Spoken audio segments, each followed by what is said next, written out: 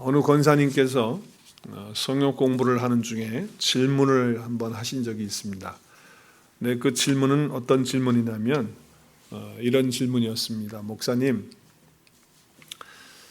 제가 요새 성경을 읽다가 깨달은 말씀이 있습니다. 그래서 그 깨달은 말씀으로 은혜를 받았는데 그 은혜를 받은 말씀이 뭐냐면 하나님 아버지께서 모든 것을 다 알고 계시기 때문에 이제는 기도할 필요가 없어서 기도하지 않기로 했습니다. 목사님 괜찮겠습니까? 그래요. 그럼 목사인 제가 할렐루야 아멘 기도 안 하셔도 됩니다. 그래야 될까요? 목사인 제가 그 권사님에게 그런 얘기를 했어요. 하나님께서 모든 거 다 아시기 때문에 척척 다 알아서 해주십니다. 기도하지 않으셔도 하나님께서 그렇게 응답하시고 또 다 채워주시고 그렇게 하실 거예요. 근데 권사님, 마태복음을 6장까지만 읽으시면 어떡합니까? 7장도 읽으셔야죠. 그랬어요. 여러분 7장에 보면 이런 말씀이 나와요. 여러분 잘 아시잖아요. 구하라 그래야 하면 주실 것이요, 찾으라 그러면 찾아낼 것이요, 문을 두드리라 그러면 열릴 것이니 구하는 이마다 받을 것이요, 찾는 이가 찾아낼 것이요, 두드리는 이에게 열릴 것이니라. 주님은 금방 6장에서 뭐라고 그러셨냐면 너희 구할 것을 아버지께서 다 아시니까 안 구해도 되는 것처럼 그렇게 말씀을 하셨어요. 6장에서는. 그런데 7장에 가서는 또 구하라고 그러시는 거예요. 근데 한 번 구하는 게 아니에요. 구하고 찾고 두드리기라는 거예요. 그래야지 얻을 수 있고 찾을 수 있고 그리고 열릴 수 있다고 이렇게 말씀을 하셨어요.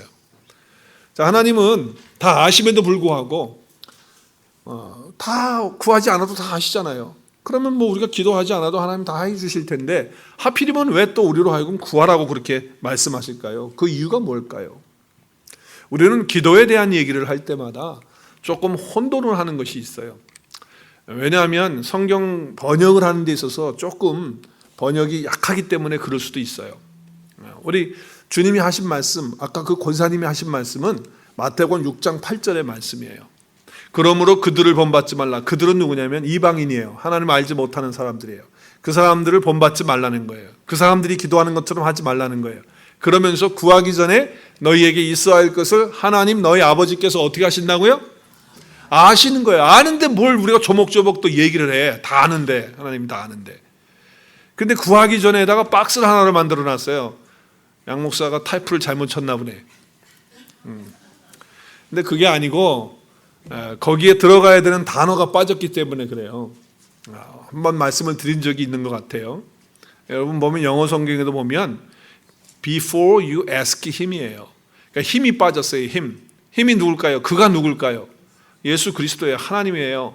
하나님을 구하기 전에 너에게 있어야 할 것을 너희 아버지 하나님께서 아신다는 거예요. 근데 우리는 그 앞에 주님이 빠져버리니까, 하나님이 빠져버리니까 구하기 전에 하나님 다 아는 거니까 그러니까 기도할 필요 없다. 하나님 다 아시니까. 근데 사실 우리는 구해야 돼요.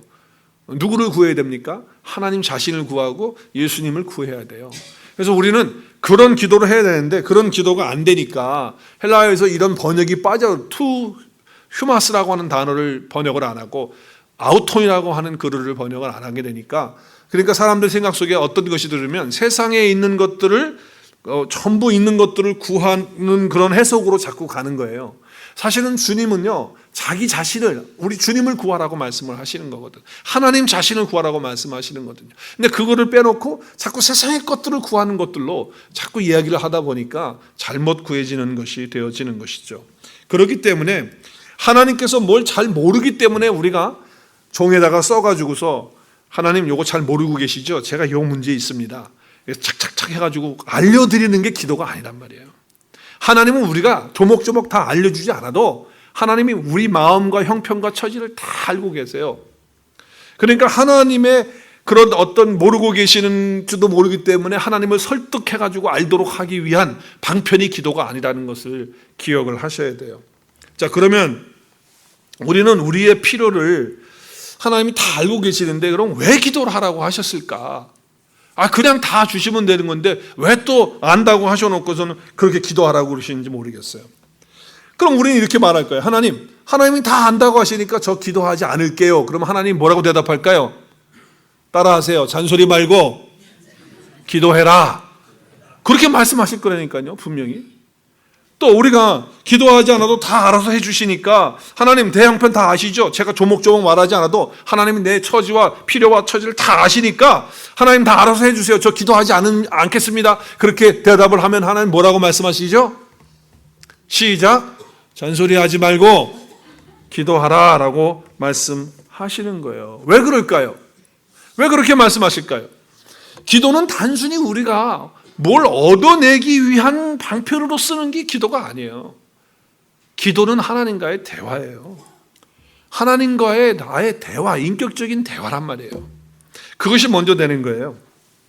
여러분, 우리가 신앙생활을 잘하고 있는지 안 하고 있는지를 점검을 하려면은 항상 두 가지 것을 점검해 보시면 돼요. 오늘도 예배하시면서 한번 자기 자신에게 물어보세요. 뭘 물어봐야 되냐면, 첫째, 나는 정말 거듭났는가? 여러분, 거듭났다라는 건 영어로 born again이에요. 그렇죠? 다시 태어나는 거예요. born again. 근데 다시 태어나는데 어디서부터 태어나느냐? 하나님 아버지로부터 태어나야 돼. 그러니까 혈과 육을 가지고는 우리가 하나님의 자녀로 거듭날 수가 없어요. 그래서 하나님 아버지께서 우리에게 알려주시고 하나님 아버지로부터 태어나야지만 우리가 어떻게 돼요?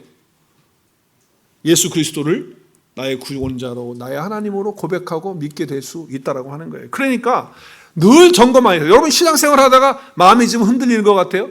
또 신앙생활 하다가 나태해지는 것 같아요. 그럼 첫 번째로 질문했어요. 나는 정말 하나님으로부터 다시 태어난 거듭난 사람인가? 내가 정말 그렇게 해서 하나님 아버지 앞에서 내가 그런 신분을 가지고 있는 자인가? 라고 하는 것을 다시 물어봐야 돼요. 다시 확인하면서.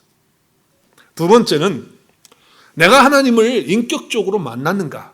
이 질문을 반드시 하셔야 돼요. 이거는요, 지금 나의 영적 상태를 물어보는 거예요.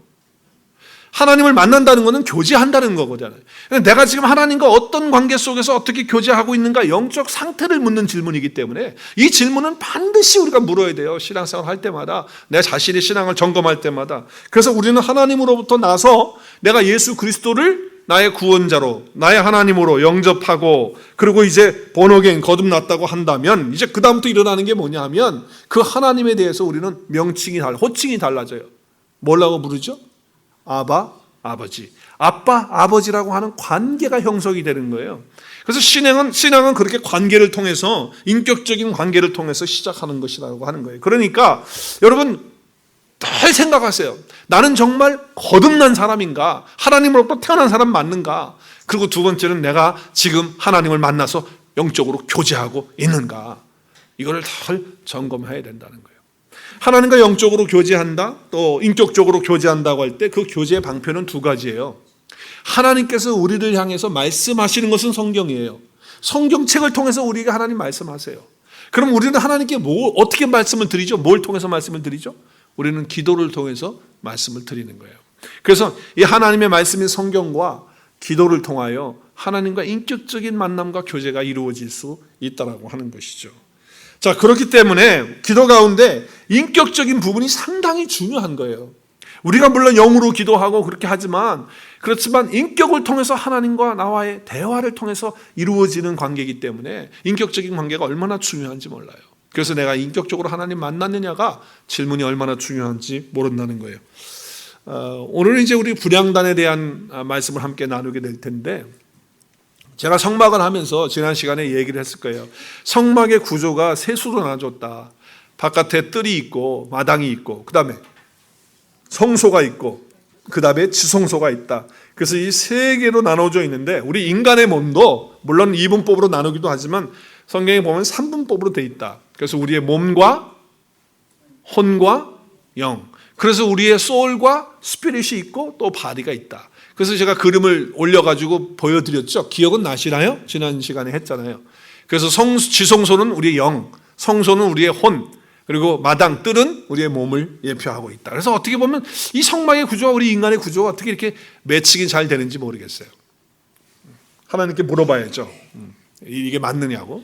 아무튼 이렇게 되어져 있어요. 자, 그런데 오늘 우리 함께 나눌 분향단이 어디에 있느냐, 어디에 위치하고 있느냐라고 할 때 이 성막의 그림을 보면 이제 문을 잇고 들어오면 번제단이 있죠. 그리고 물두멍이 있죠. 그리고 이 성소에 들어오면 세 가지 것이 있어요. 지난 시간에 우리 떡상 했어요. 그렇죠? 그리고 지난 시간에 뭐 했어요? 등잔 때 했어요. 처음 들으시는 것 같아요. 그리고 이제 오늘 여기 분향단 오늘 여기 해요.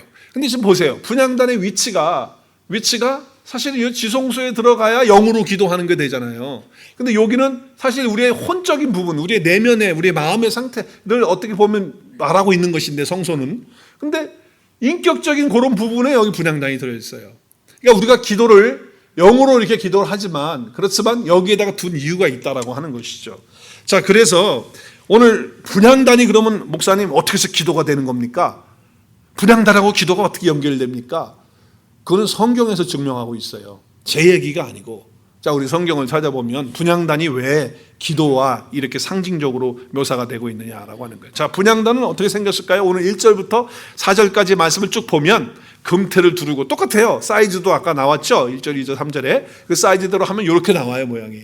그래서 이 모양으로 해서 들고 다닐 수 있도록, 이동식이니까 이제 그렇게 되어져 있다라고 하는 거죠. 자, 그러면 이 분향단하고 기도가 연관이 되어지는데 왜 그렇게 되느냐? 말씀이 하고 있기 때문에, 말씀이 말씀하고 있기 때문에 그래요. 자, 성소에 둘로 나눠져 있죠? 성소와 지성소. 거기는 뭐가 쳐 있어요? 커튼, 큰 휘장이 쳐져 있죠. 자, 그러면 말씀을 한번 보겠어요. 계시록 8장 3절 우리 함께 읽겠습니다. 시작. 또 다른 천사가 와서 제단에 서서 금향로를 가지고 많은 향을 받았으니 이는 모든 성도의 기도와 합하여 보좌 앞 금제단에 드리고자 함이라. 지금 요한이 천사를 통해서 지금 그 환상을 보고 있잖아요. 하나님 나라에서 예배하는 예배의 모습을 보면서 지금 금향로를 가지고 왔는데 그 향이에요. 향, 분향. 근데 그것이 뭐예요? 성도들의 기도와 합해서 보좌 앞 금제단. 보좌 앞 금제단이 어디냐면 바로 여기예요. 금제단이 어디예요? 바로 여기 분향단을 말하는 거예요. 네, 금제단. 그러니까 지금 성도들의 그 기도가 지금 뭐예요? 보좌 앞 금제단에 드리는 것이다. 그러니까 이 분향함과 그리고 기도는 밀접한 관계가 있고 상징적인 의미가 있다라고 하는 것이죠. 그러니까 성도들의 기도가 바로 분향단이라고 하는 말씀을 하고 있는 거예요. 물론 이 분향단에서 예수 그리스도를 말하고 있죠. 왜냐하면 예수님이 우리들을 위해서 기도해 주시기 때문에. 하나님 우편에서 오늘도 우리를 위하여 간구하시는 분이 주님이시라고 로마서에 말씀하고 있잖아요. 그리고 또 예수님께서 제자들이 실족하지 않고 빠지지 않고 넘어지지 않도록 주님께서 기도하셨다고 말씀하고 있어요. 그러니까 주님께서 기도하시는 그 기도가 바로 이 분향단의 의미도 되어지는 거죠. 자, 또 한 번 보겠어요. 계시록 5장 8절에 보면 두루마리 책을 취했어요. 근데 네 생물과 24장로들이 그 어린 양 보좌 앞에 엎드려서 금거문고와 그 다음에 시작 향이 가득한 금대접을 가졌으니 이 향은 성도들의 기도라. 그러니까 지금 분향을 하는 이 분향은 성도들의 기도가 분명하다라고 하는 것을 말씀하고 있다라고 하는 거죠. 자, 시편에서 또 말씀하고 있어요. 우리 시편 141편 2절에 함께 읽겠습니다. 나의 기도가 주의 앞에 분향과 같이 되며 나의 손 드는 것이 저녁 제사 같이 되게 하소서. 자, 보니까 나의 기도가 뭐가 되는 거예요? 주님 앞에 분향함 같이 된다는 거예요. 그러니까 이 분향함과 기도는 뗄 수 없는 관계다라고 하는 것을 말씀하고 있다라고 하는 것이죠. 나의 기도가 주의 앞에 분향함 같이 된다.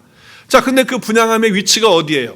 아까 그림 봤잖아요. 분향함의 위치가 어디였었죠?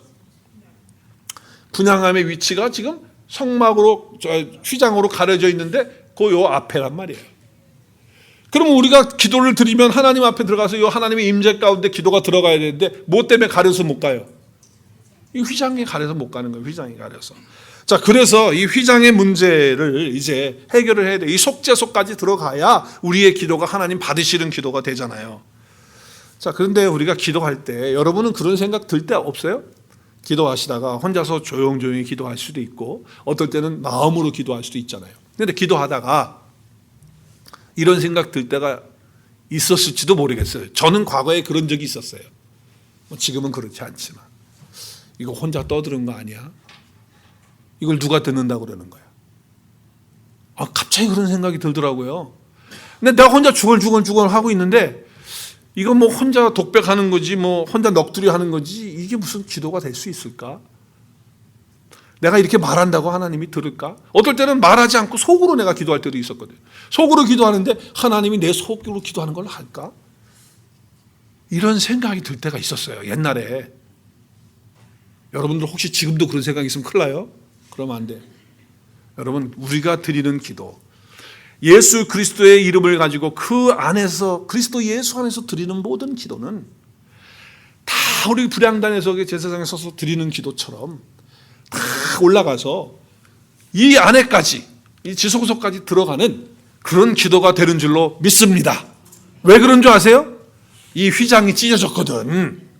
예수 그리스도의 십자가의 사건을 통해서 이 휘장이 위로부터 아래로 쫙 찢어지면서 이제 어떻게 해요? 어떻게 됐어요? 그 예수 그리스도를 통해서 우리가 하나님 아버지 앞으로 나아가서 기도할 수 있게 된 거란 말이에요. 그러니까 우리가 예수 그리스도의 이름을 가지고 그리스도 예수 안에서 내가 속마음으로 기도하든 아니면 내가 겉으로 입으로 떠들면서 표현을 하면서 하든, 그게 다른 사람이 볼 때는 꼭 넋두리 하는 것 같고 다른 사람이 볼 때는 허공치는 독백 같은 그런 소리 같이 들릴지 몰라도 그리스도 예수 안에서 하는 기도라고 한다면 그것이 분향이 되어서 이 지성소 안으로 들어가는 은혜와 역사가 있을 줄로 믿습니다. 자, 그래서 이 분향단을 드릴 때에 이 성막이 어떻게 했어요? 위로부터 아래로 찢어지면서 이제 그 안에 들어가게 되었다라고 하는 것이죠. 자, 그래서 마태복음에 보면 이런 말씀을 해요.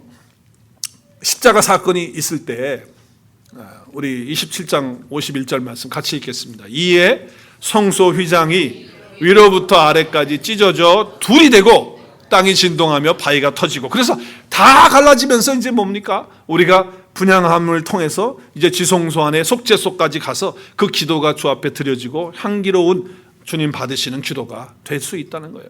누구 때문에 그렇게 됐어요? 예수 그리스도의 십자가의 사건 때문에 그렇게 됐다는 거예요. 예수 그리스도 때문에 그렇게 됐어요. 자, 그래서 이것을 히브리서 저자는, 히브리서를 기록한 저자는 이것을 갖다가 이렇게 표현하고 있어요. 이 휘장이 찢어진 이것을 갖다가 이렇게 표현하고 있어요. 우리 같이 큰 소리로 히브리서 10장 19절 20절 시작. 그러므로 형제들아, 우리가 예수의 피를 힘입어 어디에? 성소에 들어갈 담력을 얻었나니 그 길은 우리를 위하여 어디 가운데로? 휘장 가운데로 열어놓으신 새로운 살 길이요, 휘장은 곧 그의 육체리라. 휘장이 착 찢어졌잖아요. 찢었는데 그게 누구를 가리키고 있다는 거예요? 예수 그리스도의 몸을 가리키고 있다. 예수님이 십자가에 몸 찢기실 때 그 휘장이 찢겨지는 그거 똑같은 얘기를 지금 하고 있는 거예요. 그래서 우리에게 새로운 살 길을 열어주셨고 우리에게 생명 주셨고 이제 지성소 안에 담대하게 들어가서 기도할 수 있는, 그래서 우리의 기도가 주님 받으시는 기도가 되는, 꼭 혼자 넋두리 하는 기도로 같이 들릴지 몰라도 그 기도가 그리스도 예수 안에서 드리는 기도면 주님이 받으시는 기도고 향기로운 분향과 같은 기도가 된다라고 하는 말씀을 하고 있는 것입니다. 그래서 어떻게 됐어요? 예수님이 십자가에 두 강도가 못 박힐 때 휘장이 찢어져서 벌어지고 열어서 우리로 하여금 새로운 살 길을 열어주신 그런 은혜와 축복을 그리스도를 통해서 허락해 주셨다고 하는 것입니다. 자, 그러면 이제 분향단 위에 향을 피워서 올리는 것이 기도라고 한다면 여기서 우리가 보아야 될 중요한 몇 가지의 메시지가 있어요. 그게 뭐냐면 첫 번째 메시지는 이겁니다. 기도는 우리의 필요에 의해서 하는 것이 아니에요. 다시 한번 말씀드려요. 기도는 우리의 필요에 의해서 하는 것이 아니고 하나님의 명령이기 때문에 하는 것입니다. 다시 한번, 기도는 우리의 필요에 의해서 하는 것이 아니고 하나님의 명령이기 때문에 하는 거예요. 믿으십니까? 하나님의 명령이에요. 여러분, 하나님 명령하실 때는요, 왜 명령하실까요? 두 가지가 있어요. 왜 명령하실까요? 첫째는 너무너무 중요하니까 명령하는 거예요. 중요하니까 명령하는 거예요. 기도를 통해서 우리의 삶 가운데 행복을 주시고 기쁨을 주시고 능력을 주시고 그렇게 주시기 위해서 그렇게 하시는 거예요. 또 기도가 중요한 이유는 뭐예요? 기도를 이렇게 명령으로 하시는 이유는 뭐예요? 중요하기 때문이고, 두 번째는 하나님이 영광을 받으시는 것이기 때문에, 그렇기 때문에 기도를 명령하고 계시는 거예요. 자, 근데 우리는요, 이 명령받은 기도가 천박해지는 때가 있어. 기도가 왜곡될 때가 있어요. 그래서 기도를 갖다가 내가 원하는 것, 내가 필요를 채우기를 원하는 것, 그거를 위해서 내가 돈이 없으니까, 내가 상황이 이러니까 이거를 해결하고 이렇게 하기 위해서 내가 성공하고 출세하고 싶으니까, 그래서 하나님께 부르짖는 그런 간구를 드린다고 한다면 그거는요, 세상의 다른 샤머니즘적인 종교에서 다 하는 기도예요. 그거는 우리가 어릴 때는 그렇게 기도할 수 있어요. 우리 어린아이들이 말이죠, 막 땡깡 기르면서, 우리 애들도 그랬어요. 뭐 집 나간대, 막 집 나간대, 막 엄포는, 그리고 뭐 이거 안 하면 뭐 밥도 안 먹는데, 막 그 학교도 안 간대, 막. 근데 어릴 때는 제가 어떻게 해요? 얼러줘요. 그리고 들어주기도 하고. 왜요? 아직 어리니까. 근데 여러분, 교회가 지금 교회 다니신 지가 10년 되고 20년 되고 30년 되고, 심지어는 뭐 안수집사 되고 말이죠, 권사가 되고 말이죠, 장로가 되었는데도 그런 식으로 샤머니즘과 같이 기도하고 굿하는 것처럼 기도하고 앉아 있다면 하나님이 어떻게 하실까요? 그때는 야단치세요. 어떻게 보아도 이기적인 기도, 어떻게 보아도 자기중심적인 기도, 이 기도를 향해서 하나님은 책망하실 수밖에 없다는 거죠. 물론 나의 문제를 놓고 기도할 수 있어요, 없어요? 기도할 수 있습니다. 해야 됩니다. 문제가 있는데 왜 기도 안 합니까? 기도해야죠. 나에게 어려움이 있어요. 기도해야 돼, 안 해야 돼요? 내 몸이 아파요. 기도해야 돼, 안 해야 돼요? 내 자녀 문제가 있어요. 기도해야 돼, 안 해야 돼요? 기도해야 돼요. 여러분, 기도해야 돼요. 근데 기도하는 중에, 기도하면서 하나님의 뜻이 어디 있는지, 하나님이 원하시는 것이 무엇인지, 그것을 발견하고 해답을 얻어야 된다는 거예요. 여러분, 내가 진실로 기도했다고 한다면 기도를 마치는 그 무렵에는 뭔가 달라져야 되는 거 아니에요? 여전히 하나님의 뜻하고는 전혀 관계없고 나의 욕심만을 위한 그런 기도로 끝나고 시작하고 그리고 또 반복하고 그러고 있다면 그것은 정말 문제가 있는 기도예요. 우리는 자녀들을 위해서 기도해야 됩니다. 할렐루야! 우리 자녀들이 정말 하나님이 나에게 맡겨주신 생명들이기 때문에, 하나님의 자녀들 나에게 맡겨줬기 때문에 내가 기도하고 양육하고 말씀으로 키워야 돼요. 그래서 자녀들을 위해서 기도해야 됩니다. 기도하지 말라는 뜻이 아니에요. 기도해야 돼요. 그런데 우리 자녀들이 하나님의 뜻 가운데서 걸어가면서 하나님의 뜻을 이루고 하나님의 영광을 나타내는 자녀들이 되도록 기도해야 돼요.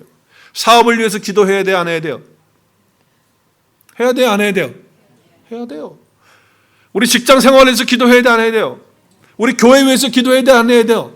나라 위해서 기도해야 돼, 안 해야 돼요? 다 기도해야죠. 기도하는데 그 기도가 어떤 자기의 욕심, 자기의 필요, 자기의 어떤 것들을 이루기 위한 기도가 아니라 이 기도를 통해서 하나님의 영광이 나타나고 이 기도를 통해서 하나님의 뜻이 이루어지고 그리고 하나님의 섭리가 무엇인지, 계획이 무엇인지 그것을 발견하는 기도가 되어야 된다, 그 말이에요. 그러면 하나님께서 그 모든 것들을 아름답게 하시고 응답하시고 역사하실 줄로 믿습니다. 우리는 하나님의 뜻이 중심이 돼야 돼요. 하나님이 중심이 돼야죠. 그게 예배니까. 하나님이 중심이 되는 게 예배의 삶이니까. 우리의 기도 또한 그렇게 돼야 된다는 거예요. 주님께서 우리를 위해서 기도하셨어요, 안 하셨어요? 주님은 지금도 우리를 위해서 기도하고 계세요, 안 하고 계세요? 왜 이렇게 자신이 없으세요? 로마서의 8장에 보면 주님이 우리를 위해서 지금도 간구하고 계신다고 그러잖아요. 제자들을 위해서도 요한복음 17장에서 얼마나 간절한 기도를 하십니까? 그렇다면 우리를 위해서도 그렇게 지금 기도하고 계신단 말이에요. 그것처럼 우리도 우리 주변 이웃 사람들을 위해서, 하나님의 자녀인데 잃어버려진 영혼들을 위해서 우리가 기도해야죠. 그 영혼들이 돌아오시도록 기도해야 돼요. 우리 교회 권사님들은 어떤 어머님들이시죠? 잘 안 들렸어요. 우리 교회 권사님들은 어떤 어머님들이시죠? 이쪽만 권사님들이 계시나? 다시 한번 물어봐야 되겠어요. 우리 교회 권사님들은 어떤 어머님이세요? 할렐루야. 우리 권사 훈련 받으면서 다 기도하는 어머니가 되자. 그리고 기도하는 어머니로서 살아야 된다. 교회 그렇게 기도의 본이 되어지는 어머니들이 되어야 된다. 어머니가 자녀를 위해 기도하듯이 우리가 우리 교회 성도들 위해서, 또 복음 위해서, 그리고 믿지 않는 영혼들을 위해서, 나라를 위해서 우리가 기도해야 된다. 다 훈련 받아놓고는 중보 기도도 안 나오고 개인 기도도 안 하고 교회 모임에도 안 나오고 그러면 어떻게 해요? 우리 권사님들 정말 잃어버려진 그 영혼들을 위해서, 또 성장하는 것을 위해서, 또 교회 사역을 위해서, 전도와 선교를 위해서, 특별히 연약한 자들을 위해서 중보하는 어머님이 다 되실 수 있기를 주의 이름으로 다시 한번 축복합니다. 네. 할렐루야. 네. 그러면 이제 권사님들만 하면 되네. 우리는 안 해도 되는 거야. 여자분들만 기도해요? 교회는 대부분 보면 여자분들이 기도를 많이 하고 남자분들은 또 안 해. 근데 성경은요, 남녀 구분이 없어요. 성경엔 남녀 구별 없어요. 물론 신체적으로 우리가 구별을 하지만 성경에서 영적으로 남녀 구별하지 않고 있어요. 그런데 사도 바울은 남자들에게 이런 권면을 해요. 남자들은 더 큰 소리로 함께 말씀을 읽었으면 좋겠어요. 남자들 시작. 그러므로 각 처에서 남자들이 분노와 다툼 없이 거룩한 손을 들어 기도하기를 원하는. 남자 목소리가 잘 안 들렸어. 다시 한번 시작. 그러므로 각 처에서 남자들이 분노와 다툼 없이 거룩한 손을 들고 기도하기를 원하노라. 할렐루야. 여러분, 남자분들은요, 물론 우리가 육체적으로 볼 때 우리 남자들 서로 자기 잘났다고 뭐 자존심 세우고 그러면서 분쟁하고 싸우지 말고 거룩한 손을 들어서 기도하시는 그런 역사가 있어지기를 바랍니다. 우리 장로님들, 안수 집사님들, 성도님들 다 기도하는 자로 세워지는, 그것도 거룩한 손을 들어 기도하는 그런 은혜가 있기를 주님의 이름으로 다시 한번 축복합니다. 예, 기도는요, 우리가 간청하는 기도도 있지만 그것보다 주님이 정말 원하는 기도는 관계를 위한 기도예요. 주님과 나와의 교제를 위한 기도를 원한다는 거예요. 내 필요를 위해서 기도할 수도 있겠지만 그것보다도 주님은 우리와 함께 대화하자는 거예요. 이야기하자는 거예요. 시간 같이 갖자는 거예요. 그걸 주님이 원하신다는 거예요. 아까 기도는 뭐라고 그랬죠? 명령이에요. 그래서 명령하시는 거예요. 주님이 원하시기 때문에. 자, 오늘 말씀 보겠어요. 오늘 말씀을 보면서 제가 은혜를 받았는데 7절 8절 말씀. 아론이 아침마다 그 위에 향기로운 향을 사르되 등불을 손질할 때에 살을 찌며, 그러니까 등불을 7초 때 그 7등잔을 불을 필 때 꺼지지 않도록 하는 거 갈 때마다 아침에 그것도 같이 하는 거예요. 분향도. 그리고 저녁 때에도 등불 켤 때 살을 찌리 같이 분향을 하는 거예요. 그거 같이 동시에. 그래서 이 향은 너희가 대대로 여호와 앞에 끊지 못할지며라고 말씀을 하고 있어요. 우리가 필요할 때는 기도하고 필요하지 않을 때는 안 하고, 문제 있을 때는 기도하고 문제 없을 때는 기도 안 하고, 지금 그러는 거예요? 아니에요. 이 분향이 여호와 앞에서 끊어지지 않아야 된다. 그러기 위해서 어떻게 되냐? 아침에 체크하고 저녁에 또 체크하고. 그래서 이 불이 잘 이 분향의 이 기도가, 이 향이 멈춰지지 않도록 아침과 저녁에 이렇게 해야 된다고 하는 말씀을 하고 있어요. 여러분, 기도는 필요 때문에 하는 것이 아니고 하나님의 명령 때문에 하는 것이고, 그리고 절대 잊지 말아야 될 것은 뭐냐면 끊어지지 않도록 해야 한다라고 하는 거예요. 저는 오늘 말씀을 준비하다가 이 말씀 가운데 옛날 생각이 좀 났어요. 제가 핍박받을 때 이야기입니다. 제가 예수님 안 만나서 핍박받았어요. 우리 집은 너무 예수님을 잘 믿는 집안이어가지고 아버지 어머니가 비롯해서 너무 철저하게 믿는 집안이어서 아침마다 예배를 드렸어요. 근데 그것도 핍박이었거든. 나한테 너무 힘들었어. 왜? 학교 지각할 때도 많았고, 그러면 지각하다가 보면 쪽문으로 돌아가면요 엎드려 빠쳐거든요. 그러면 5대씩 맞았어요. 그때마다 내가 왜 이런 가정에서 출생해가지고 이걸 맞아야 되나, 핍박받았다니까 내가. 그래서 아침마다 고민이야. 예배가 일찍 끝나야지 늦게 끝나면 지각하니까. 그때 저희 아버지는 집사님이고 장로님이었는데 그랬어요. 목사 가정이 아니었는데도 그랬다. 그런데 어느 날 더 큰 핍박이 왔습니다. 그 핍박이 뭐냐? 저녁에도 예배를 드리겠다고 해요. 이거 완전히 자빠지는 얘기를 하시는 거예요. 아침도 힘들어 죽겠는데 저녁에 또 하신다는 거예요. 왜 그러냐니까 오늘 말씀 때문에. 아침에도 하고 저녁에도 하고. 여러분, 제가 한국에서 신앙생활할 때 아침 예배가 9시에 있고 11시에 있고 뭐 1시에 있고 이렇게 있었어요. 예배가 3부 예배. 그리고 나서 저녁 예배가 7시에 반드시 있었습니다. 지금은 이제 한국도 많이 없어졌다고 그러는데 저녁 예배가 있었어요. 근데 아마 이 말씀 때문에 했는지 모르겠지만 하여튼 저녁 예배가 그렇게 있었어요. 여러분, 저는요 오늘 여러분에게 도전하고 싶어요. 그냥 오늘 말씀을 좀 문자적으로 받아서 우리 삶에 적용했으면 좋겠어요. 여러분, 아침마다 기도하실 수 있기를 바랍니다. 저녁마다 기도하실 수 있기를 바랍니다. 또 그러면 또 나는 뭐 중간에 간식도 하고 뭐 중간에 또 뭐 또 많이 하는데 그러면 나는 아침만 저녁만 하면 되겠네, 2번만. 그렇게 생각하지 마시고 계속 하시는 분들은 더 열심히 기도하시고, 그리고 아침 저녁에 기도를 안 하셨던 분은 오늘 말씀을 통해서 문자적으로 그대로 받아서 내가 어떠한 일이 있어도 아침에 일어나면 주님과 기도하는, 교제하는 시간을 갖겠다. 그리고 내가 저녁에 잠자리 들기 전에 반드시 내가 주님과 교제하는, 그리고 주님과 대화하는 시간을 갖고 잠자리에 들겠다. 이런 결단과 이런 헌신과 이런 마음가짐을 갖는, 그래서 우리의 삶에 적용하는 그런 시간이 되었으면 좋겠습니다. 왜냐하면 여호와 앞에 끊어지지 못할지, 끊어지면 안 되거든.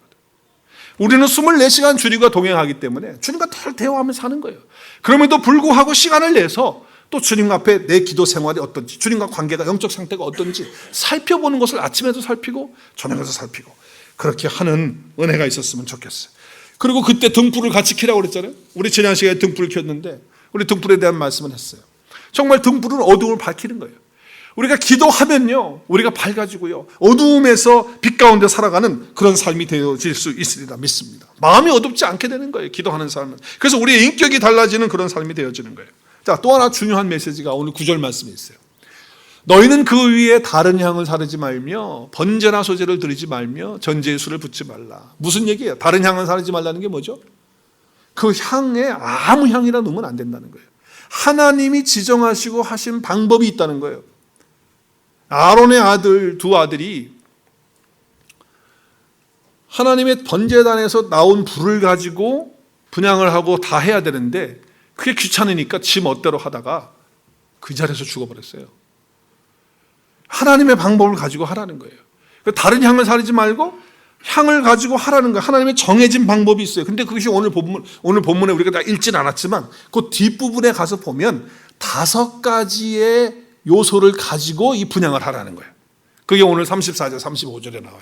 자, 여호와께서 모세에게 이르시되 너는, 자, 5가지 한번 보겠어요? 첫째는 소합향, 나감향, 발음도 어렵네, 그죠? 풍자향의 향품을 가져다가 3가지 나왔어요. 그리고 그 향품을 어떻게 해요? 어디다가 섞어요? 유황에다가 섞으라는 거예요. 그리고 나서 그 분량으로 하고 35절에 보니까 그것으로 향을 만드는 거예요. 그래서 4가지로 향을 만들었어요. 근데 만든 다음에 그것을 뭘 해? 그 다음에 마지막에 소금을 치라는 거예요. 소금을. 그래서 성결하게 하라는 거예요. 그래서 5가지 요소가 그 분향을 할 때 그 냄새 속에 같이 들어가서 나오거든요. 하나님의 방법이 그 방법이라는 거예요. 이런 것들을 가지고 이렇게 하라고 하셨을 때 우리는 하나님의 그런 인격적으로 만나는 교제 가운데 있는 그런 메시지가 들어져 있는데, 자, 오늘 소금에 대해서 먼저 좀 생각을 해볼게요. 소금을 향을 만드는 재료라기보다는 지금 무엇인가 이거 첨가물인 것 같아요. 마지막으로 넣는, 그렇죠? 향 속에 넣는 게 그거예요. 근데 여러분, 성경은 어디를 봐도 이 소금에 대해서 뭐라고 얘기하고 있죠? 소금 그러니까 너희는 세상의 소금이다. 그거만 생각나죠? 자, 이 소금은요, 계속해서 우리에게 반복적으로 말씀하시는 것이 언약이라고 말씀해요. 소금은 뭐라고 말한다고요? 언약. 하나님의 약속이에요. 말씀이에요. 자, 그래서 우리 말씀 같이 볼까요? 레위기 2장 13절 시작. 내 모든 소제물에 뭘 쳐라? 소금을 치라. 내 하나님의 뭐예요? 언약의 소금을 내 소재에 빼지 못할지니 모든 예물에 소금을 드릴지라. 그러니까 소금이 뭐예요? 언약이에요. 언약. 하나님의 약속이란 말이에요. 또 민수기 말씀 볼까요? 민수기 18장 19절에 보니까 이스라엘 자손이 여호와께 거제로 드리는 모든 성물은 내가 영구한 몫의 음식으로 너와 내 자녀들에게 주노니, 같이 있습니다. 이는 여호와 앞에 너와 내 후손에게 영원한 소금 언약이다. 소금 언약이다. 소금 언약, 영원한 소금 언약. 그러니까 소금은 뭘 의미하고 있어요? 하나님의 언약을 얘기하고 약속을. 그렇다면 하나님께 드리는 그 기도의 향에 4가지 향을 해놓고서는 그 다음에 마지막에 소금을 치라고 하는 거, 그 이유는 왜 그러냐? 언약이 있기 때문에. 언약이 있다는 건 뭐예요? 우리가 기도할 때 하나님의 언약을 가지고 기도하라는 거예요. 하나님의 약속을 붙들고 그 말씀을 붙들고 그 말씀 안에서 기도하라고 하는 말씀을 주고 있는 거예요. 여러분, 하나님의 언약은 어떤 것입니까? 너는 내게 부르짖으라 내가 응답하겠다고 하는 언약이 있습니다. 할렐루야. 너희가 내 안에 거하고 내 말이 너희 안에 거하는 것. 그러니까 주님이 내 안에 있고 또 주님의 말씀이 내 안에 거해서 내가 원하는 대로 그러면 기도하면 이루어 주시겠다고 하시는 언약, 그 약속이 있는 거예요. 주 예수를 믿으라 그러면 너와 내 집이 구원을 얻으리라는 언약, 그 약속을 믿고 우리가 구원을 위해서, 영혼들을 위해서 기도하는 거예요. 하나님의 약속이 거기 있으니까. 그래서 하나님의 약속을 붙들고 기도하는 것, 그러면 하나님께서 응답하실까 안 하실까요? 응답하실 수밖에 없는 것이죠. 자, 그 다음에 이제 세 가지의 향품이 들어가요. 소합향, 나감향, 발음도 어려워요. 풍자향. 네, 자, 이렇게. 근데 이게 뭘까? 정확하게 몰라요. 근데 요즘에 뭐 이걸 갖다가 파는 사람들이 이름을 해가지고 파는데 사실 그게 그때 거 진짜인지 아닌지 잘 몰라요. 장사하려고 이제 그렇게 말하고 있기 때문에 잘은 모르지만 중요한 것은 뭐냐면 하나님께서 왜 많은 향들이 더 좋은 향들이 있었을 텐데 이 발음도 힘든 이런 향의 이름을 가지고 분양을 하라고 했을까? 거기는 메시지이기 때문에 그래요. 메시지 때문에. 거기에 들어있는 메시지 때문에 그래요. 저희들이 지난 시간에 등잔대 얘기를 하면서 메노라라고 하는 등잔대인데 그 등잔대의 그 히브리어의 그 단어 때문에 그 살구나무라고 하는 거 기억나세요? 아몬드죠. 살구나무가 아니고. 그래서 그 아몬드의 그 의미가 바로 히브리어의 뭐라 그래서 샤카드인데 그 샤카드의 의미 때문에 그렇다. 뜻 때문에. 그래서 하나님은 지키시고 감찰하시고 그러죠? 그래서 다 하시고 우리가 섭리와 뜻을 다 이루시는 분이시고 또 아론의 쌍난 지팡이를 통해서 거기에 그 아카디 나무의 싹이 피면서 하나님께서 리더십을 부여하는 것처럼 우리가 세상에 나가서 그리스도인으로서 리더십을 발휘하는 그런 삶을 하나님 말씀하셨다고 그랬잖아요. 그래서 거기에 대한 그 부분들을 이야기하는 것처럼 메시지 때문에 그 단어를 쓰는 것처럼 샤카드라고 하는 단어를 쓰는 것처럼 오늘 여기에 세 가지 소합향, 나함향, 풍자향도 히브리어의 단어 때문에 단어의 어떤 의미 때문에 쓰는 것이 분명해요. 메시지를 주기 위해서. 자, 그러면 이것은 다 인격적인 우리의 삶에서 나오는 것들인데 우리가 그러니까 결국은 이거예요. 우리가 기도하면 우리의 삶이 하나님 보시기에 아름다운 인격으로 바꾸어져서 우리의 삶에서 복음을 전하는 자로 세워진다라고 하는 그 말씀을 하는 거예요. 그 메시지가 들어있는 거예요. 자, 단어를 한번 찾아보겠어요. 하나씩 보겠어요. 자, 오늘 보면 34절에 보면 세 가지 얘기 한번 해볼까요? 세 가지. 먼저 세 가지. 소합향, 나감향, 풍자향. 요 세 가지를 한번 먼저 해볼게요. 유형은 나중에 한번 해보겠습니다. 자, 소합향이라고 하는 것은 히브리어로 나타프라고 하는 단어를 쓰는데 이 단어는 물방울이라는 뜻이에요. 이 물방울이 나무에서 이렇게 그 속에서부터 배어서 나와가지고 되어지는 그걸 의미하는 거예요. 그런 뜻이에요. 자, 그러니까 우리가 이 향나무에서 저절로 나오는 향을 말하기도 하지만 이 우리가 향나무를 이렇게 지나가게 되면 뭐예요? 그 향에서 저절로 나오는 그 나무에서 배어서 나오는 냄새를 우리가 맡잖아요. 똑같은 얘기예요. 우리가 그리스도인이라면 내가 기도했다면 그리스도인으로서 기도했다면 당연히 마땅히 그냥 입으로만 나불나불 기도하는 게 아니고 나불나불 찬양하는 게 아니고 그냥 입속에서만 그것도 아니야. 그냥 입술로만 그냥 이렇게 입 바른 소리라고 그러나 그냥 발라가지고서 하는 소리 주님 사랑합니다. 뭐 주님 찬양합니다. 뭐 주님 감사합니다. 입만 해 입만. 그게 아니고 기도를 했다고 하면 내 속에서부터 내 영혼 깊은 곳에서 마음 내면 깊은 곳에서부터 우러나와가지고 나오는 것이 돼야 된다는 거예요. 찬양하면서 손 들고 찬양하고 그리고 뭐 기도하면서 주님 사랑합니다. 저는 주님밖에 없습니다. 내가 주님 없이는 하루도 못 삽니다. 그렇게 막 입술로는 나불나불 하는데 속에는 뭐예요? 주님 없어도 저는 돈 있으면 돼요. 속으로 그러고 앉아있고 말이죠. 그거는 배어나오지 않는 거예요. 내가 기도했다면 내 삶 속에서 흘러나오고 향기가 나오는 그런 삶이 되어져야 된다고 하는 거예요. 만약에 그렇지 않고 그냥 입술로만 하는 그런 고백이고 그런 찬양이라고 하고 그런 감사라고 한다면 그런 신앙생활이라고 한다면 그것은 정말 주님께서 원치 않는 그리고 받으실 수 없는 그런 기도라는 거예요. 첫 번째는 무슨 뜻이라고요? 우리 삶에서 내 인격에서 내 깊은 곳에서 내면에서 배어서 나오는 그런 기도 그것이 내 삶으로 그대로 전달되어지는 것 그거를 주님이 원하신다. 그런 기도를 받으신다는 거예요. 두 번째는 나감향인데 이 나감향의 뜻은 세렐레트, 세할레트라고 하는 단어를 쓰는데 이것은 껍질이라는 뜻이에요. 깨어진다. 그 껍질이 깨어진다라고 하는 그런 의미가 담겨져 있어요. 자, 그러니까 여러분 뭐 홍해 바닷가에 그 어떤 학자가 그러더라고요. 그 홍해 바닷가에 가면 조개 껍질 같은 것들이 조개 껍질이 있는데 그 신기하게 조개 껍질을 이렇게 뚫려서 깨면은 그때 나는 냄새가 너무 향긋한 냄새가 난다는 거예요. 그래서 이제 그 단어가 여기서 나왔다는 거예요.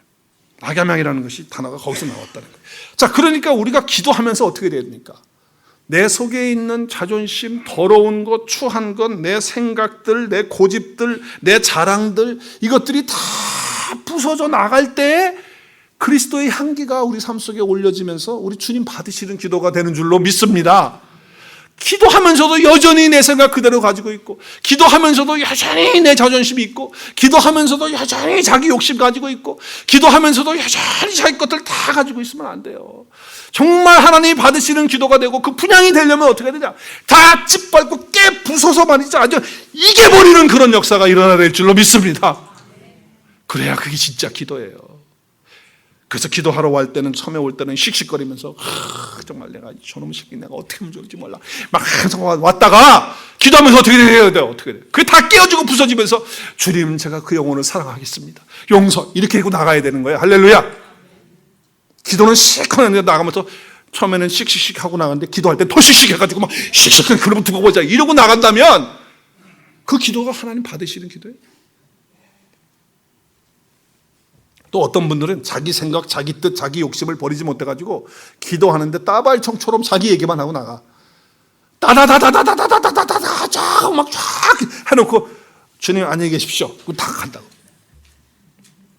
그러니까 자기 생각, 자기 욕심, 자기 자존심 그대로 가지고 나가는 거예요.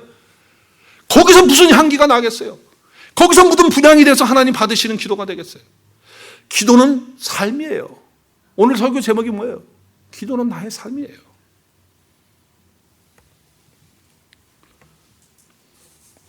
우리가 기도가 최고가 될 수 있도록 하기 위해서는 정말 나의 못난 자아가 기도할 때마다 그 껍질이 깨어지고 부서지고 이그러지는 역사가 있어야 된다라고 하는 거 잊지 마시기를 바랍니다. 그 다음에 풍자향이라고 하는 것이, 풍자향은 헬베나라고 하는 단어를 쓰고 있는데 이것은 기름지다라고 하는 뜻도 있고 그리고 소독한다라고 하는 뜻도 있어요. 소독한다, 깨끗하게 한다라고 하는 그런 뜻도 있어요. 자, 풍자향은 고무나무에서 나오는 이런 어떤 것인데 그것이 소독약이 돼가지고 상처난 것에 바르면 치료가 되고 그리고 또 예방하는 그런 차원에서도 이것이 되어지고 고쳐지고 치유되어지는 거예요. 여러분 기도할 때마다 우리가 정말 내 마음의 상처, 내 육신의 아픔 이런 모든 것들이 회복되고 치유되어지는, 소독되어지는 엄청난 은혜와 역사들이 기도 가운데 있어야 되는 거예요. 할렐루야. 그런 기도를 하나님 받으신다 그 말이에요. 그리고 기도할 때 우리가 기름져야 돼요. 풍성해져야 돼요. 정말 우리 마음 가운데 이런 넉넉함과 만족함과 이런 정말 말로 할 수 없는 차고 넘치는 그런 기쁨이 있어야 되는데 그것이 없이, 그런 윤택함이 없이 기도가 그냥 마무리된다고 한다면 우리의 삶에는요 기도가 향기롭게 주님 앞에 올려지는 기도가 되질 못해요. 저와 여러분의 기도가 기름지고 또 소독되어서 치유되어지는 기도가 될 수 있기를 바랍니다. 정말 그렇게 되어지는 기도가 되어야 돼요. 그래서 이 단어를 지금 쓰고 있는 거예요. 어떤 분들은요 지금 신앙생활 한 지가 언젠데 어린아이같이 협박을 하는 분이 있어. 하나님이 협박. 하나님 오늘까지 안 해주시면요 제가 가만히 안 있겠습니다. 그럼 어떻게 할 건데? 하나님 이거 일주일 내내 해결 안 해주시면 나 그 다음에는 저 밥도 안 먹고 어떻게 될지 모릅니다. 또 심지어는 뭐라 그러는지 아세요? 하나님 정말 이거 한 달 내에 해결 안 해주시면 난 이 교회 떠납니다. 나 다른 교회 갈 겁니다. 또 다른 교회 가서 또 안 돼요. 그럼 뭐라 그러냐? 하나님 저기 요즘 아틀란타에 보니까 뭐 저기 철학 운명이 있는데 뭐 용한 사람이 있다는데 제가 거기 갈지도 모릅니다. 엄청난 엄포를 내리는 거예요. 엄포를. 여러분 그렇게 하나님께 하면 안 돼요. 여러분 저를 한번 따라해 보십시다. 정말 하나님이 받으시는 그런 분향의 기도가 되면요 이렇게 돼야 됩니다. 저를 따라하세요. 기도하면 행복해집니다. 기도하면 기름져집니다. 기도하면 치유됩니다. 할렐루야. 이런 기도의 역사가 하나님을 통해서 나타날 수 있도록 우리가 이렇게 기도하기 위해서 풍자의 향이라고 하는 그 향을 하나님이 사용하시고 있다라고 하는 거예요. 자, 유향이라고 하는 것, 이것은 레보나라고 하는 단어를 쓰고 있는데 이것은 시체를 향해서 썩을 때 냄새가 나는 그 냄새를 좋은 냄새로 바꾸기 위해서 바르는 거예요. 그래서 시체에다가 주로 많이 바르는 거예요. 그 사망의 냄새, 썩은 냄새 못 맡잖아요. 우리 인간은 살아있어도요, 이 죄 가운데 있고 욕심 가운데 있고 탐심 가운데 있어가지고 지나갈 때마다 얼마나 정말 독한 냄새가 나는지 몰라요. 정말 그래. 인간은 그렇단 말이에요. 그래서 지금 뭐예요? 그 유황으로 발라야 돼. 기도할 때마다 이 유황이 우리 가운데 발려져서 썩은 냄새가 싹 사라지고 그리스도의 향기가 우리 가운데 나타나야 될 줄로 믿습니다. 그런 유황이 필요한 거예요. 그래서 유황을 바르라고 말씀하시고 이 향품에다가 유황을 섞으라고 말씀을 하고 있는 것입니다. 오늘 말씀을 통해서 우리의 모든 이 분향은 기도입니다. 우리 주님이 우리를 위해서 기도하시고 또 우리가 우리 자신을 위해서 기도하고 또 우리가 다른 영혼들을 위해서 또 기도하는 그런 기도하는 사람이 돼야 된다라고 하는 거예요. 우리 믿음의 선배들은요, 순교를 당하면서도 그들의 몸과 그들의 삶 속에서는 향기가 나왔어요. 그래서 그들을 처형하고 그들을 죽이는 그런 사람들이 하나님의 아름다움을 보게 되고 그리스도의 향기를 맡는 그런 역사가 그런 삶 속에서도 있었단 말이에요. 왜? 그들은 하나님과 교제하고 기도하는 삶을 살았기 때문에 그렇다고 하는 것입니다. 오늘 기도가 삶이 되는 향기로운 기도를 통해서 우리 주님이 받으시고 또 우리 삶 가운데 역사하시고 응답하시는 그런 은혜가 있어지기를 주님의 이름으로 축원합니다. 저 여러분이 기도하는 자가 되셔야 돼. 기도가 나의 삶이 되셔야 돼. 그래서 여러분 기도가 아침에 이루어지고 저녁에 이루어지고 그리고 순간순간 24시간 주님과 대화하면서 이루어지고 또 나의 욕심만을 구하는 것이 아니고 나의 필요만을 구하는 것이 아니고 하나님의 뜻을 구하고 하나님의 은혜를 구하고 하나님의 섭리를 구하고 하나님의 역사를 구하는 그런 기도가 되어서 우리 향기로운 그런 냄새를 그리스도의 그 향기를 그 복음의 향기를 여러분과 또 많은 사람들에게 증거하고 나타내는 그런 은혜가 있어지기를 우리 주 예수 그리스도의 이름으로 다시 한번 축원합니다.